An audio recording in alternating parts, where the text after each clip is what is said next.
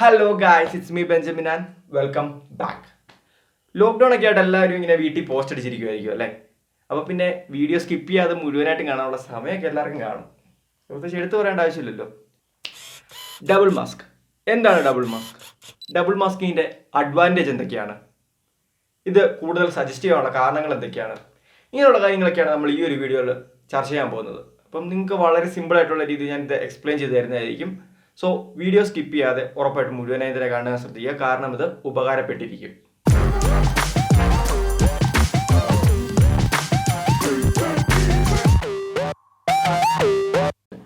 Guys, ഞാൻ video edit ചെയ്തുകൊണ്ടിരുന്നപ്പോൾ ഒരു കാര്യം ശ്രദ്ധിച്ചേ.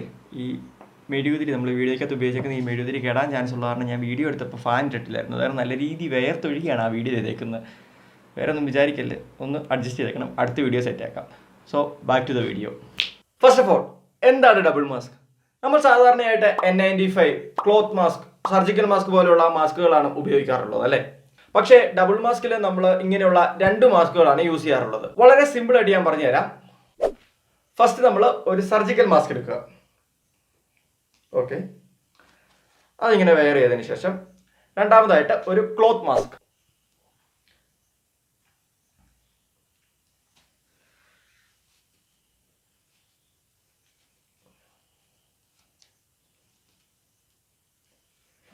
ഈ ഒരു രീതിയാണ് ഡബിൾ മാസ്ക് എന്ന് പറയുന്നത്. വളരെ സിമ്പിളാണ്, ആർക്ക് വേണമെങ്കിലും ട്രൈ ചെയ്ത് നോക്കാവുന്നതാണ്. കാരണം ഇത് എക്സ്ട്രാ പ്രൊട്ടക്ഷൻ തരുന്ന ഒരു നല്ലൊരു മെത്തേഡാണ്. ഓക്കെ, വീഡിയോയ്ക്ക് വേണ്ടിയായിരുന്നു ഊരി വെക്കുകയാണ്. USCDC എന്ന് പറയുന്ന ഒരു അമേരിക്കൻ ഹെൽത്ത് ഓർഗനൈസേഷൻ ആണ് ഡബിൾ മാസ്ക് മെത്തേഡ് സജസ്റ്റ് ചെയ്യുന്നത്. അവർ പറയുന്നത് കോവിഡ് പ്രതിരോധത്തിൽ മോർ പ്രൊട്ടക്ഷൻ എന്ന രീതിയിലാണ് ഡബിൾ മാസ്ക് സജസ്റ്റ് ചെയ്തിരിക്കുന്നത് എന്നുള്ളതാണ്. ഓക്കെ, എന്താണ് ഈ ഒരു ഡബിൾ മാസ്ക് മെത്തേഡിന്റെ അഡ്വാൻറ്റേജസ്? ഞാനൊരു ചെറിയ പരീക്ഷണത്തിലൂടെ അത് നിങ്ങൾക്ക് ഞാൻ മനസ്സിലാക്കി തരാൻ ശ്രമിക്കാം. ഓക്കെ, അതിന് നമുക്ക് വേണ്ടത് ഒരു മെഴുകുതിരിയും ഒരു ലൈറ്ററുമാണ്. ഓക്കെ, ഫസ്റ്റ് ഓഫ് ഓൾ നമ്മൾ ലൈറ്റർ കത്തിച്ച് മെഴുകുതിരി കത്തിക്കുക. ശേഷം ജസ്റ്റ് ഒരു 15-30 സെൻറ്റിമീറ്ററിനുള്ളിലുള്ളൊരു ഡിസ്റ്റൻസ്, അതായത് എൻ്റെ വായും ഈ ഒരു മെഴുകുതിരിയും തമ്മിൽ. മെഴുകുതിരി ഇപ്പോൾ പോകുന്നു, കഷ്ടപ്പാട് കണ്ടോ?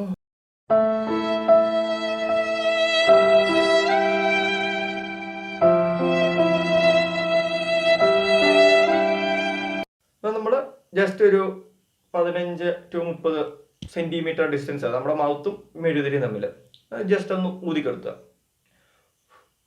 ഓക്കെ, ഒരു ചെറിയ പ്രഷർ ഉപയോഗിച്ചപ്പോൾ തന്നെ നമുക്ക് ആ ഒരു മെഴുകുതിരി എടുത്തുവാൻ സാധിക്കും.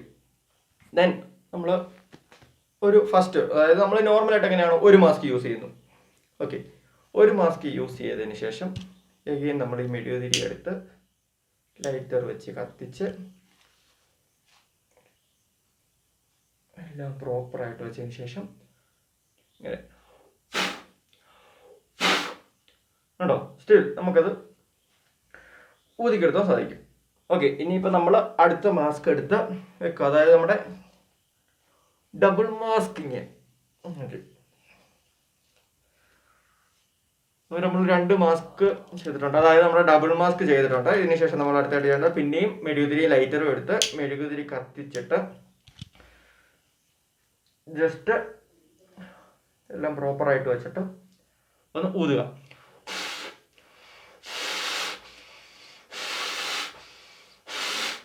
കേട്ടോ, അത് എന്ന് വെച്ചാൽ തിരിക്കെടുത്താൻ വളരെ പാടാണ്. ഇത് ഇമ്പോസിബിൾ ആണെന്നല്ല, ഇപ്പം ഞാൻ ഇത് കണ്ടോ,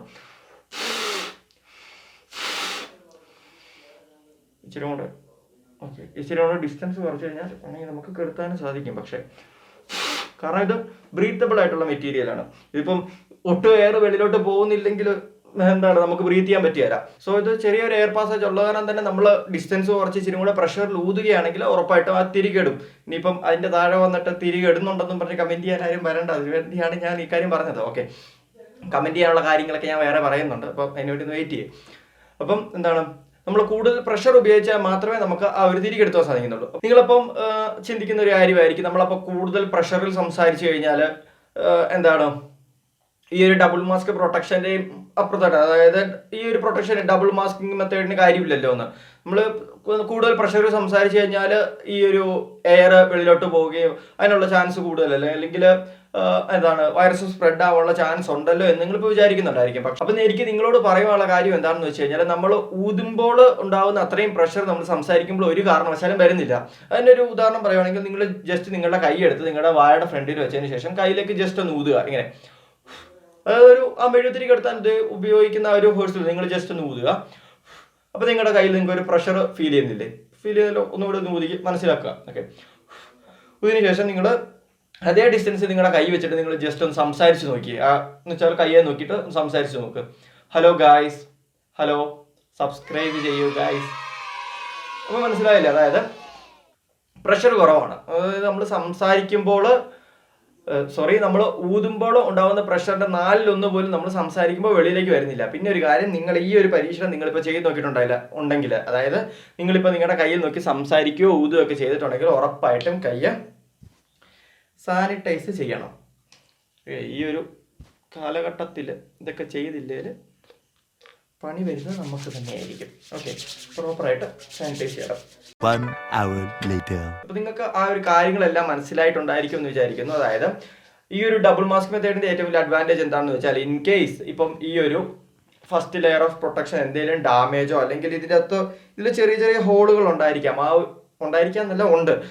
ആ ഒരു ഹോളുകളിലെ വലിപ്പം കൂടുതലോ അല്ലെങ്കിൽ എന്തെങ്കിലും ഡാമേജോ ഒക്കെ ഉള്ള സമയത്ത് നമ്മുടെ എയർ പ്രഷർ, ഈ ഒരു നമ്മൾ സംസാരിക്കുമ്പോൾ ഉണ്ടാകുന്ന ആ ഒരു പ്രഷർ ഈ ഒരു മാസ്കിന്റെയും ഇപ്പുറത്തേക്ക് വരികയാണെങ്കിൽ നമ്മുടെ സെക്കൻഡ് ലെയർ ഓഫ് മാസ്കിൽ ഫിൽട്രേഷൻ നടന്നതിന് ശേഷമേ അത് വെളിയിലേക്ക് പോകത്തുള്ളൂ എന്നൊരു രീതിയിലാണ് ഈ ഒരു ഡബിൾ മാസ്ക് വർക്ക് ചെയ്യുന്നത്. അപ്പം ഇതാണ് ഇതിന്റെ ഒരു അഡ്വാൻറ്റേജ്. ഈ ഒരു വീഡിയോ നിങ്ങൾക്ക് ഉപകാരപ്രദമായി കാണുമെന്ന് ഞാൻ വിശ്വസിക്കുന്നു. വീഡിയോ ഇഷ്ടമായെങ്കിൽ ഉറപ്പായിട്ടും ലൈക്ക് ചെയ്യുക. പിന്നെ നിങ്ങളുടെ ഫ്രണ്ട്സിനും ഫാമിലിക്കും എല്ലാം ഈ ഒരു വീഡിയോ ഉറപ്പായിട്ട് ഷെയർ ചെയ്ത് കൊടുക്കുക. കാരണം നമ്മുടെ പ്രൊട്ടക്ഷനെ പോലെ തന്നെ മറ്റുള്ളവരുടെയും പ്രൊട്ടക്ഷനെ കാണേണ്ട ഒരു സമയമാണിത്. ഈ ഒരു ഡബിൾ മാസ്ക് മെത്തേഡിനെ കുറിച്ച് നിങ്ങൾ കേട്ടിട്ടുണ്ടോ? ഈ ഒരു ഡബിൾ മാസ്ക് മെത്തേഡ് നിങ്ങൾ യൂസ് ചെയ്യുന്നവരാണോ? അതായത് കുറേ പേര് ഓൾറെഡി യൂസ് ചെയ്യുന്നുണ്ട്, ഞാൻ നേരിട്ട് കാണുന്നതൊക്കെ തന്നെയാണല്ലോ. അപ്പം കുറേ പേര് യൂസ് ചെയ്യുന്നുണ്ട്. എങ്കിലും ഒന്നറിയുവാൻ വേണ്ടി നിങ്ങൾ താഴെ ഒന്ന് കമന്റ് ചെയ്യുക, ഉറപ്പായിട്ടും കമന്റ് ചെയ്തിട്ട് പോവുക. ആൻഡ് ഇതുപോലുള്ള അടിപൊളി കണ്ടന്റുകൾക്കായിട്ട് നമ്മുടെ ചാനൽ സബ്സ്ക്രൈബ് ചെയ്തിട്ട് ബെൽ നോട്ടിഫിക്കേഷൻ ഓളിലേക്ക് സ്വിച്ച് ചെയ്ത് വെക്കുക. ഉറപ്പായിട്ടും ബെൽ നോട്ടിഫിക്കേഷൻ ഓളിലേക്ക് സ്വിച്ച് ചെയ്ത് വെച്ച് കഴിഞ്ഞാൽ നിങ്ങൾക്ക് ഞാൻ അപ്ലോഡ് ചെയ്യുന്ന വീഡിയോകളിൽ ഓരോ നോട്ടിഫിക്കേഷൻ നിങ്ങൾക്ക് ഉറപ്പായിട്ട് ലഭിക്കുന്നതായിരിക്കും. സോ അത് ചെയ്യുക. അപ്പം അത്രയൊക്കെ തന്നെയുള്ളൂ ഈ ഒരു വീഡിയോ. നിങ്ങൾ ഈ വീഡിയോയുടെ അവസാനം വരെ കണ്ടിട്ടുണ്ടെങ്കിൽ thanks for watching. Catch in the next video. It's me Benjamin signing out. Wait. Stay home, stay safe.